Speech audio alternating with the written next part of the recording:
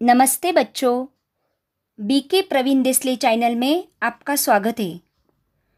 इस चैनल पर 5वीं कक्षा से 10वीं कक्षा तक मैथमेटिक्स सहित और सब्जेक्ट के वीडियो अपलोड कर रहे हैं, तो बच्चों चैनल को ज़रूर सब्सक्राइब करो। बच्चों, आज हम कक्षा 9वीं विषय हिंदी पाठ क्रमांक 7 शिष्टाचार इस पाठ के स्वाध्याय का अध्ययन करेंगे। पाठ के आंगन में एक सूचना के अनुसार कृति पूर्ण कीजिए। क. संजाल। श्रीमती की विशेषताएं। उत्तर। श्रीमती की विशेषताएं: 1. किसी पर विश्वास नहीं करती थी। 2.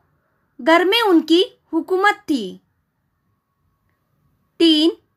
पति पर गुस्सा आता तो अंग्रेजी में बात करती। 4. नौकर पर गुस्सा आता तो गालियों में बात करती। ख. विधानों के सामने दी हुई चौखट में सत्य असत्य लिखिए। 1. अगले दिन श्रीमती ने अपना ट्रंक खोलकर अपनी चीजों की पड़ताल शुरू की। उत्तर सत्य। 2. सहसा हेतु की आंखों में आंसू आ गए। उत्तर सत्य। ग. श्रीमती के नौकरों के बारे में विचार। उत्तर 1. झूठे। 2. गलीज। 3. लंपट। अगला प्रश्न है मौलिक सृजन। निम्नलिखित मुद्दों के उचित क्रम लगाकर उनके आधार पर कहानी लेखन कीजिए। बच्चों, अब हम दिए गए मुद्दों का उचित क्रम लगाकर कहानी लेखन करते हैं।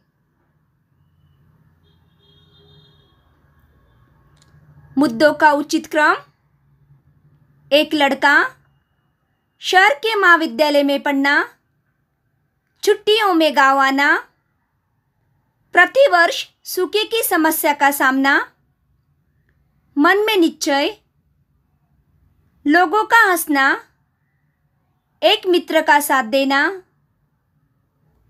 कुआं खोदने का प्रारंभ, लोगों का जुड़ना, कुआं तैयार होना, कुआं पानी से भरना, लोगों का खुश होना, सीख, शीर्षक। कहानी का शीर्षक परिश्रम का फल। दिनेश मधुपुर गांव में रहता था।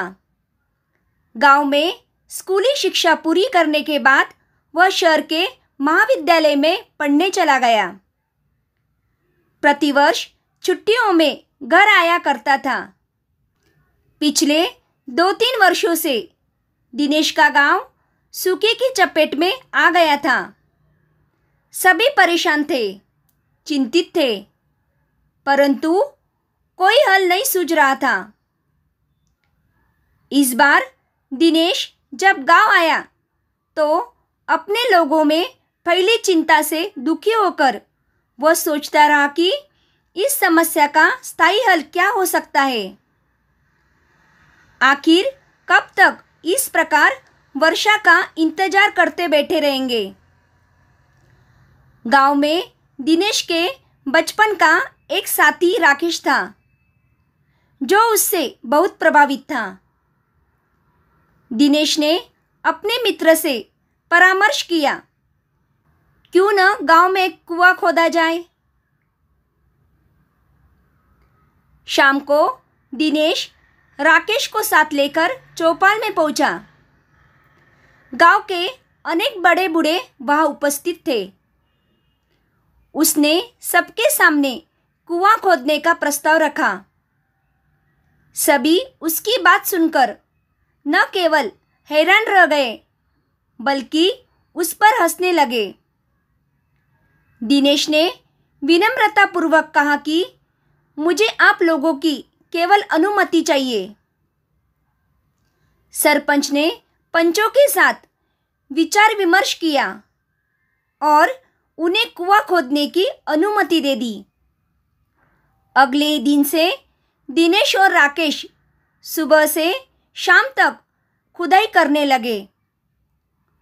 शुरू में तो गांव वाले तमाशा देखने ही वहां आने लगे, लेकिन धीरे धीरे जब उन्होंने उन दोनों की मेहनत के परिणाम स्वरूप कुआं खोदते देखा तो वे भी स्वयं को इस मुहिम में जुड़ने से नहीं रोक सके।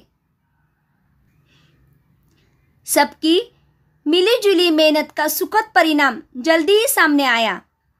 एक अच्छा बड़ा कुआं बनकर तैयार हो गया। सभी गांव वाले प्रसन्नता के सागर में डूब गए।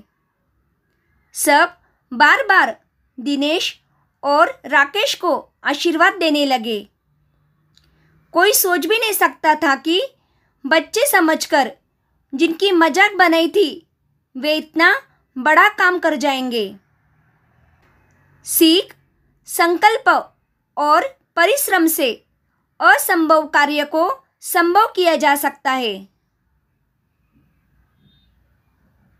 अगला प्रश्न है पाठ से आगे। मानवता ही श्रेष्ठ धर्म है विषय पर अपने विचार 25 से 30 शब्दों में लिखिए।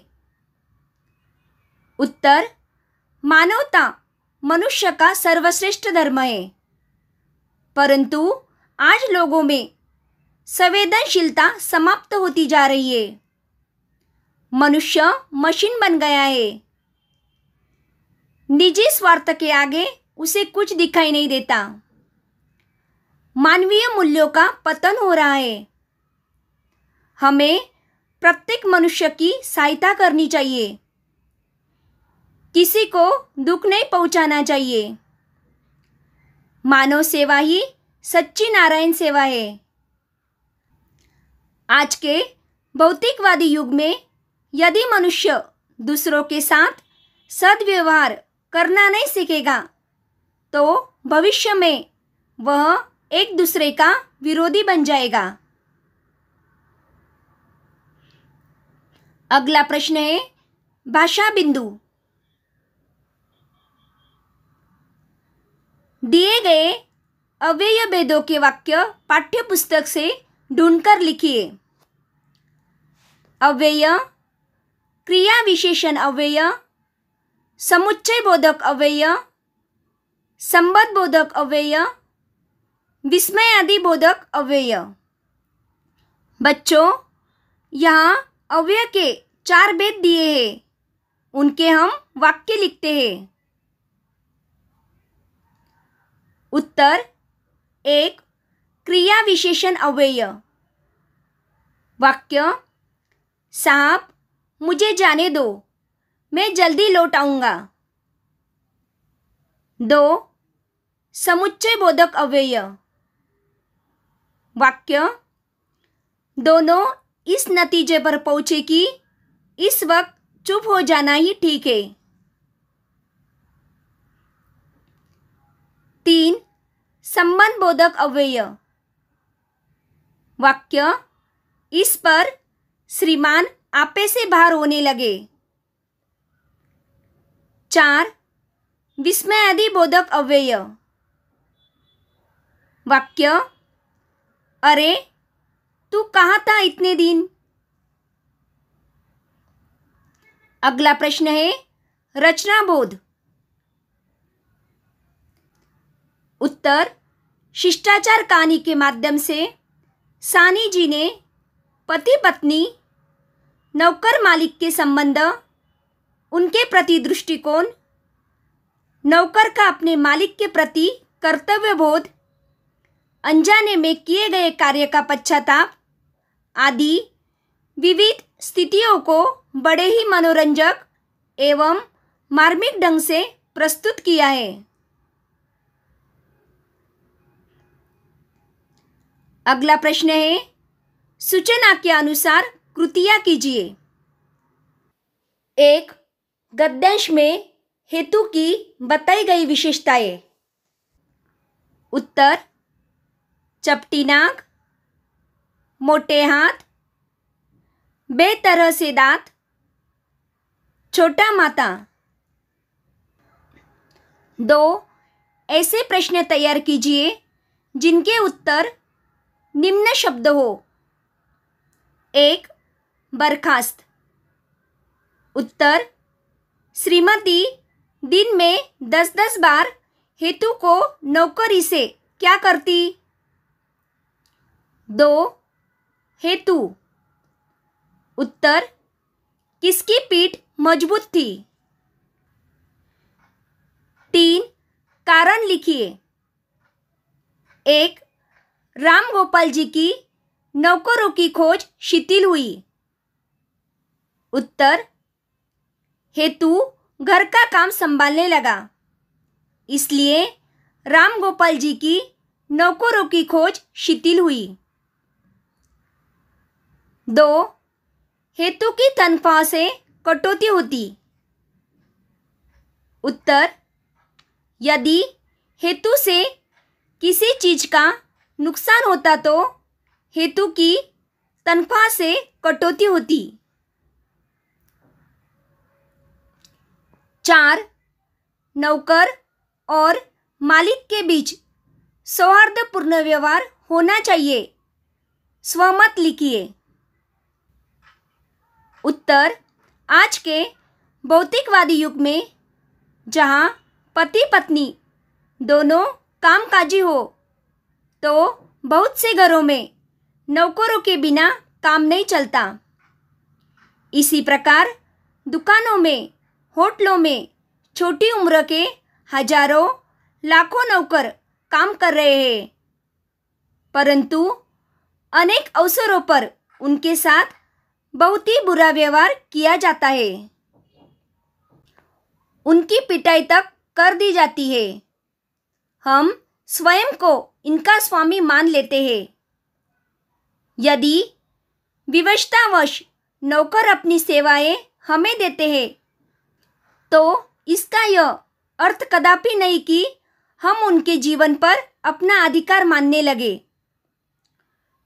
जो लोग सर्दी गर्मी के विकट मौसम की परवाह किए बिना हमारे दैनिक कार्यों में हमारी मदद करते हैं, उनके साथ सौहार्दपूर्ण मानवीय व्यवहार करना हमारा कर्तव्य हो जाता है।